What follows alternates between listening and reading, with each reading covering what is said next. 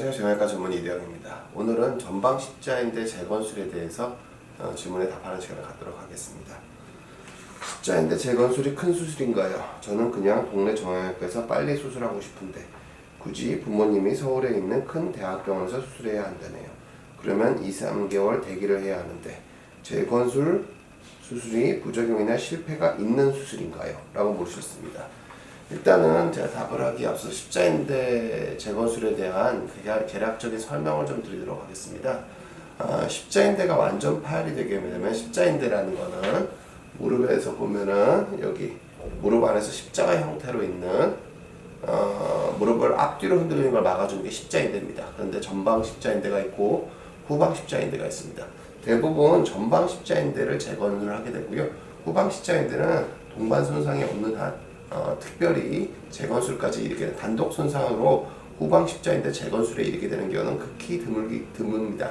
따라서 전방 십자인대 재건술에 준해서 제가 설명을 드리도록 하겠습니다. 전방 십자인대가 나가게 되면 무릎이 앞뒤로 흔들리게 됩니다.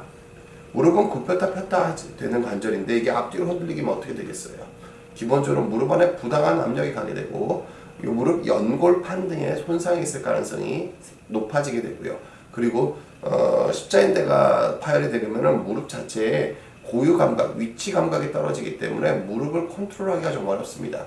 일반적으로 십자인대는 연세가 드시고 활동성이 많지 않으신 분들한테는 십자인대 상한 상태에서 보존적인 치료, 그러니까 재건술을 하지 않고 조심하면서 활동량을 좀 줄이시면서 지내시면 되는데요. 젊은 남성 같은 경우에는 그걸 받아들이기가 어렵습니다. 무슨 뜻이냐면은 완전 파열 같은 경우는 동요도 있고 환자분들이 이 운동을 상당히 안 하셔야 되는데 그러니까 방향 전환이 많은 운동 같은 걸 안 하셔야 되거든요. 무릎이 흔들리기 때문에 연골판이라든지 관절 연골에 추가적인 손상이 있을 가능성이 높습니다. 근데 그런 걸 안 하신다는 전제 하에서는 재건술 안 하고 지내셔도 되는 게 맞는데 젊은 남성분들한테는 대부분 가능하지 않을 분들한테는 이렇게 말씀을 드립니다. 흔들린 걸 잡아주고 나면 분명히 할 수 있는 활동량이 늘어날 수 있다. 그렇게 무릎을 그냥 평생 보호하면서 사는 것보다는 조금 더 활발하게 활동할 수 있는 무릎을 재건술을 통해서 만들 수 있다면 그렇게 하고 지내는 게 더 좋지 않겠느냐라고 설명을 합니다. 십자인대 재건술이 부작용이나 실패가 있는 수술인가요? 당연히 부작용이나 실패는 있을 수 있습니다. 흔히 있을 수 있는 부작용은 터널 위치를 정확한 위치에 아이디어한 위치에 뜰지 못해서 생기는 굴곡신전 장애, 그러니까 무릎이 쫙 펴지지 않는 경우, 무릎이 충분히 굽혀지지 않는 경우 등이 있을 수가 있고요. 근데 실은 일반적으로 더 흔히 있는 실패는 십자인대가 충분히 고정이 되지 않고 나중에 재활이 잘 안 돼서 충분히 재활 안 된 상태에서 운동을 다시 다치는 경우, 재파열이 되는 경우가 있을 수가 있습니다. 기본적으로는 십자인대 재건술을 할 때는 십자인대 수술 경험이 충분하신 분한테 치료를 하시는 게 좋고요. 근데 그게 꼭 대학에만 계시다고 생각하지는 않습니다. 저는 무슨 뜻이냐면은 대학에도 1년차 교수님도 있고 10년차 교수님도 있고 십자인대를 주로 하시는 선생님도 있고 십자인대를 주로 하시지 않는 선생님들도 있습니다. 따라서 대학이 중요한 게 아니라 큰 기관이 중요한 게 아니라 어떤 의사한테 질환에 대해서 제대로 이해하고 있는 의사한테 치료받는 게 필요합니다. 기본적으로는 그게 더 중요하다는 말씀을 드리고 싶고요. 일반적으로 큰 병원이라고 하면 생각하는 것들은 큰 수술의 경우 전신적인 위험들을 생각할 수가 있는데 십자인대 재건술 자체는 척추마취는 엄밀하게 말하면 부위마취입니다. 전신마취가 아니라 전신마취에 대한 준비를 하고 들어가긴 하지만 기본적으로 척추마취, 부위마취로 진행이 되고 출혈이 많은 수술이 아니면 십자인대 재건술 같은 경우 숙련되신 분들 같은 경우에는 보통 30분 정도면 충분히 끝나는 치료이기 때문에 기본적으로 십자인대 재건술이 몸에 부담이 되는 큰 치료는 아니라고 생각합니다. 따라서 다른 여러 과 전문의가 있는 것들이 젊은 나이에 십자인대 재건술을 하는 분들한테 어떤 위험을 낮춰주는 요소로 작용할 가능성은 크지 않다고 생각이 됩니다. 따라서 큰 병원을 찾기보다는 기본적으로는 수술에 대한 숙련도가 있는 선생님한테 치료를 받으시는 게 필요하고 또 그만큼이나 중요한 게 의사소통이 잘 되는 선생님과 선생님한테 치료를 받으시는 게 중요합니다. 왜냐하면은 십자인대 재건술은 축구 선수들이 십자인대 재건술을 하고 나면 1년 정도 재활을 거쳐서 빠르면 한 거의 9개월 이내에 복귀하는 경우는 거의 많지 않습니다. 거의 한 1년 이상 걸리는 경우가 더 많고 은퇴하는 경우도 많습니다. 지금 무슨 뜻이냐면은 장기간 재활이 필요합니다. 장기간 재활 기간 동안을 충분히 의사 선생님과 의사소통을 하면서 재활을 진행을 하셔야지 재활의 성과가 좋습니다. 따라서 환자분과 의사소통이 잘 되는 의사 선생님한테 치료받는 게 중요합니다. 그래서 질환에 대한 이해가 충분하시고 수술에 대한 경험이 충분히 있으시고 환자분을 잘 이해시켜 줄 수 있는 사람, 이게 생각보다 상당히 중요합니다. 자기 상태를 이해하지 못하면은 오랜 재활 기간 동안 문제를 만들 가능성이 상당히 크기 때문에, 그래서 자기가 의사소통이 잘 되는 선생님한테 치료받으시는 게 중요합니다. 제가 부연으로 십자인대 재건술에 대해서 몇 가지 말씀을 드리면은 십자인대 재건술하는 방식은 몇 가지 방식이 있습니다. 자기 인대로 하는 방식이 있고 남의 인대를 이식하는 방식이 있고, 또 어떤 부분이 있냐면은 한 가닥으로 하는 방식도 있고 두 가닥으로 하는 방식도 있습니다. 제가 간략하게 설명을 드리도록 하겠습니다. 자기 인대를 쓰는 게 장기간 사용할 때 무릎의 안정성에 도움이 되는 게 맞습니다. 기본적으로는 이식건의 생존율이 높은 게 맞긴 한데, 그렇다면 다 자가인대만 쓰지 않고 왜 타가인대를 쓸까요?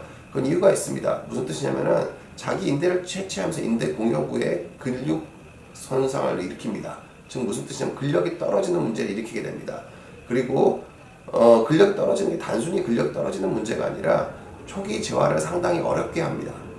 왜냐하면 어차피 십자인대 재활을 하고 나서 일정 시간이 지나고 나면은 근력을 기르는 재활 운동을 통해서 십자인대를 보호해줘야 되는데, 근력이 떨어지기는 재활이 어렵기 때문에 초기 재활에서 실패할 가능성이 있습니다. 상대적으로 더 근력이 떨어지시기 때문에. 그리고 타각건을 쓰게 되면은 이식건을 쓴다는 의미 때문에 기본적으로는 질환 전염이라든지 이식물에 대한 거부반 등 그런 아주 낮은 부작용들이 있을 수가 있고요. 생착률은 좀 떨어지는 단점이 있는 반면 수술 후에 통증이 적고 재활이 상당히 용이합니다. 조기에 목발을 떼기가 훨씬 더 유리합니다. 기본적으로 근력이 훨씬 더 빨리 올라간다는 뜻이죠.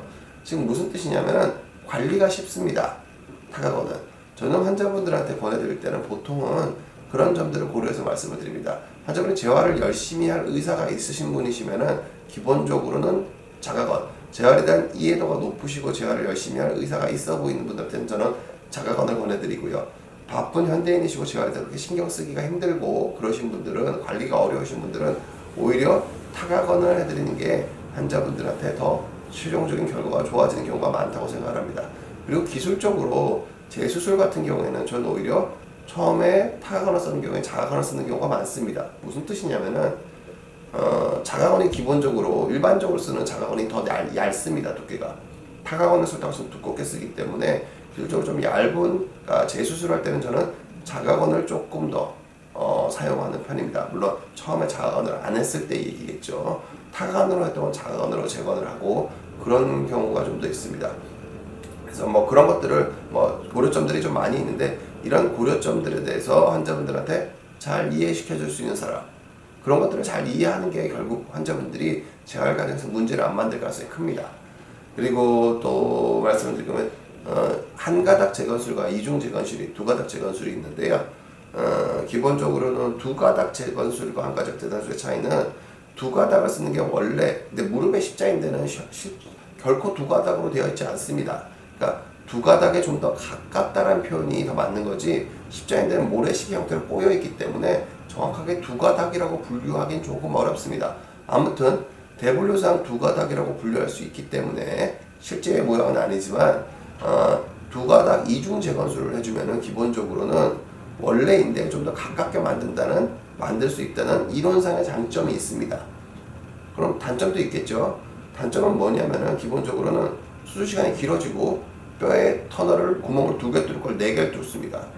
그럼 뼈에 충격이 더 가겠죠. 당연히 재활이 늦어지겠죠. 그 십자인대 하나가 정확히 생착될 확률이 95%면 두 개가 다 정확히 생착될 확률은 95 곱하기 95는 90 정도밖에 안 될 겁니다. 90보다. 근데 십자인대 하나의 정확한 위치에 갈 확률을 만약에 90%라고 본다면은 두 개를 곱하면은 두 개 다 완벽한 위치에 갈 가능성은 80%로 떨어지게 됩니다. 결국 수술의 위험 부담이 더 커진다고 보시면 됩니다. 그리고 재활도 좀 느려진다는 부분이 좀 있고요. 수술 시간도 좀 더 길어지고, 그건 그런 부분이 있고요.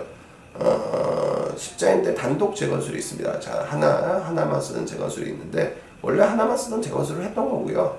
그거에 대한 반성으로 두 가닥으로 좀 넘어갔다가 지금 현재는 단독 재건수를 하시는 분들이 압도적인 다수를 차지하고 있습니다. 기본적으로 일단은 단독 재건술의 장점은 수술이 용이하고 수술이 빨리 끝나고 재활이 쉽다라는 측면이 있습니다.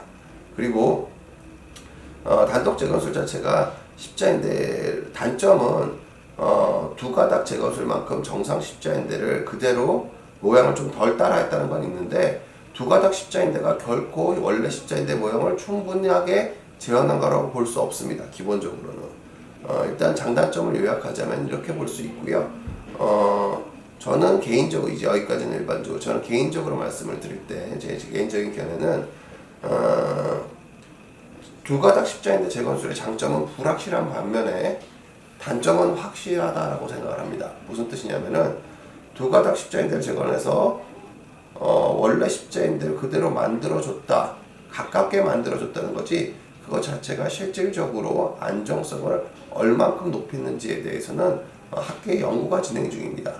그런데 두 가닥 십자인대 재건술을 하면은 통증이 더 커지고 수술 시간이 길어지고 수술 비용도 증가한다는 거는 그건 명확한 결과라고 생각을 합니다. 저는 한 가닥 십자인대 재건을 하고 십자인대 재건술이야말로 재활이 차지하는 비중이 아주 큰 치료이기 때문에 십자인대 재건을 정확하게 해부학적 위치에 가깝게 재건술을 하고 빠르게 재활시키는 것이 훨씬 더 결과가 좋다고 생각하고 있습니다. 참고하십시오.